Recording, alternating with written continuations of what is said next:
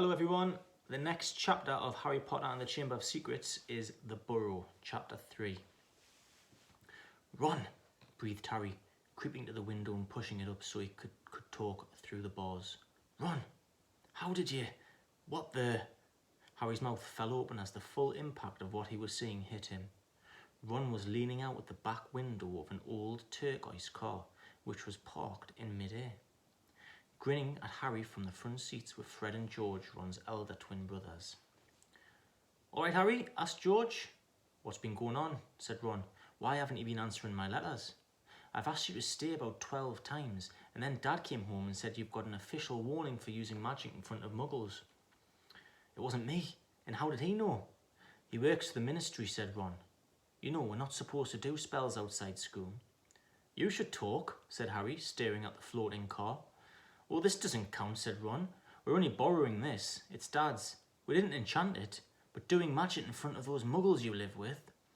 "I told you I didn't, but it'll take too long to explain now. Look, can you tell them at Hogwarts that the Dursleys have locked me up and won't let me come back? And obviously, I can't magic myself out because the ministry will think that's the second spell I've done in 3 weeks, so..." "Stop gibbering," said Ron. "We've come to take you home with us." "But you can't magic me out either." "We don't need to," said Ron, jerking his head towards the front seat and grinning. "You forget who I've got with me." "Tie that around the bars," said Fred, throwing the end of the rope to Harry. "If the Dursleys wake up, I'm dead," said Harry as he tied the rope tightly around the bar and Fred revved up the car. "Don't worry," said Fred, "and stand back." Harry moved back into the shadows next to Hedwig, who seemed to have realised how important this was and kept still and silent. The car revved louder and louder, and suddenly, with a crunching noise, the bars were pulled clean off the window as Fred drove straight up into the air. Harry ran back to the window to see the bars dangling a few feet above the ground. Panting, Ron hoisted them up into the car. Harry listened anxiously, but there was no sound from the Dursleys' bedroom. When the bars were safely in the back seat with Ron, Fred reversed as close as possible to Harry's window. "Get in," Ron said. "But all my Hogwarts stuff, my wand, my broomstick, where is it?" "Locked in the cupboard under the stairs, and I can't get out of this room." "No problem," said George from the front passenger seat. "Out of the way, Harry." Fred and George climbed cat-like through the window into Harry's room. You had to hand it to them, thought Harry, as George took an ordinary hairpin from his pocket and started to pick the lock. "A lot of wizards think it's a waste of time knowing this sort of muggle trick," said Fred, "but we feel their skills worth learning, even if they are a bit slow." There was a small click and the door swung open. "So, we'll get your trunk. You grab anything you need from your room and hand it to Ron," whispered George. "Watch out for the bottom stair, it creaks," Harry whispered back as the twins disappeared into the dark landing. Harry dashed around his room, collecting his things and passing them out of the window to Ron. Then he went to help Fred and George heave his trunk up the stairs. Harry heard Uncle Vernon cough. At last, panting, they reached the landing, then carried the trunk through Harry's room to the open window. Fred climbed back into the car to pull with Ron, and Harry and George pushed from the bedroom side. Inch by inch, the trunk slid through the window. Uncle Vernon coughed again. "A bit more," panted Fred, who was pulling from the inside of the car. One good push. Harry and George threw their shoulders against the trunk, and it slid out of the window into the back seat of the car. "Okay, let's go," George whispered. But as Harry climbed onto the windowsill, there came a sudden loud screech from behind him, followed immediately by the thunder of Uncle Vernon's voice. "That ruddy owl! I've forgotten Hedwig." Harry tore back across the room as the landing light clicked on. He snatched up Hedwig's cage, dashed to the window and passed it out to Ron. He was scrambling back onto the chest of drawers when Uncle Vernon hammered on the unlocked door, and it crashed open. For a split second, Uncle Vernon stood framed in the doorway, and he let out a bellow like an angry bull and dived at Harry, grabbing him by the ankle. Ron, Fred and George seized Harry's arms and pulled as hard as they could. "Petunia!" roared Uncle Vernon. "He's getting away! He's getting away!" But the Weasleys gave a gigantic tug and Harry's legs slid out of Uncle Vernon's grasp. Harry was in the car. He'd slammed the door shut. "Put your foot down, Fred," yelled Ron, and the car shot suddenly toward the moon. Harry couldn't believe it. He was free. He rolled down the window, the night air whipping his hair, and looked back at the shrinking rooftops of Privet Drive. Uncle Vernon, Aunt Petunia and Dudley were all hanging dumbstruck out of Harry's window. "See you next summer," Harry yelled.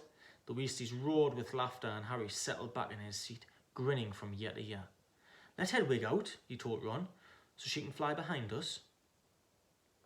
She hasn't had a chance to stretch her wings for ages." George handed the hairpin to Ron, and a moment later Hedwig soared joyfully out of the window to glide alongside them like a ghost. "So, what's the story, Harry?" said Ron, impatiently. "What's been happening?" Harry told them all about Dobby, the warning he'd given Harry, and the fiasco of the violet pudding. There was a long, shocked silence when he had finished.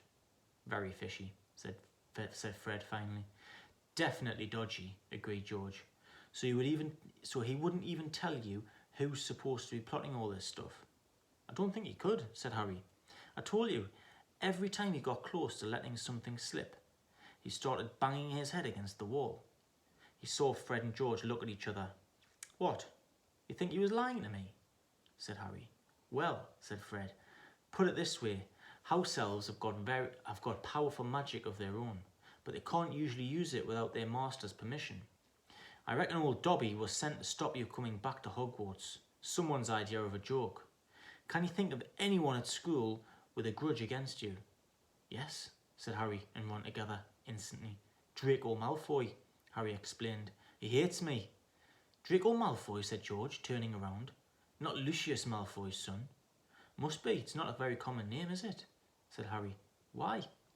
"I've heard Dad talking about him," said George. "He was a big supporter of you-know-who. And when you-know-who disappeared," said Fred, craning around to look at Harry, "Lucius Malfoy came back saying he'd never meant any of it. Load of dung. Dad reckons he was right in you-know-who's inner circle."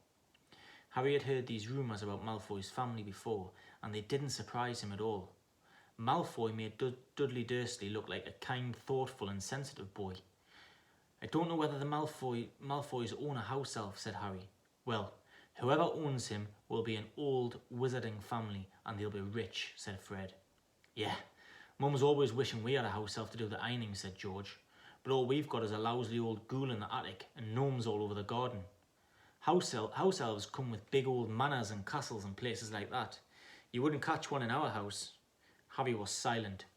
Judging by the fact Draco Malfoy usually had the best of everything, his family was rolling in wizard gold. He could just see Malfoy strutting around a large manor house, sending the family servant to stop Harry from going back to Hogwarts. Also sounded like the sort of thing Malfoy would do. Had Harry been stupid to take Dobby seriously? "I'm glad we came to get you anyway," said Ron. "I was getting really worried when you didn't answer any of my letters. I thought it was Errol's fault at first." "Who's Errol?" "Our owl. He's ancient. It wouldn't be the first time he'd collapsed on a delivery, so then I tried to borrow Hermes." "Who?" "The owl Mum and Dad bought Percy when he was made prefect," said Fred from the front. "But Percy wouldn't lend it to me," said Ron. She said he needed him." "Percy's been acting very oddly this summer," said George, frowning.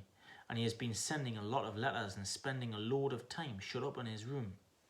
I mean, there's only so many times you can polish a prefect badge. You're driving too far west, Fred," he added, pointing at a compass on the dashboard. Fred twiddled the steering wheel. "So, does your dad know you've got the car?" said Harry, guessing the answer. No," said Ron. "He had to work tonight. Hopefully we'll be able to get it back in the garage without Mum noticing we flew it." "What does your dad do at the Ministry of Magic anyway?" "He works in the most boring department," said Ron. "The Misuse of Muggle Artifacts Office." "The what?" "It's all to do with bewitching things that are Muggle made. You know, in case they end up in a Muggle shop or house. Like, last year, some old witch died and her tea set was sold to an antique shop. This Muggle woman bought it, took it home and tried to serve her friends tea in it. It was a nightmare. Dad was working overtime for weeks." "What happened?" "The teapot went berserk and squirted boiling tea all over the place, and one man ended up in the hospital with sugar tongs clamped to his nose. Dad was going frantic. It's only him and an old warlock called Perkins in the office, and they had to do memory charms and all sorts of stuff to cover it up." "But your dad, this car?" Fred laughed. "Yeah, Dad's crazy about everything to do with Muggles. Our shed's full of muggle stuff. He takes it apart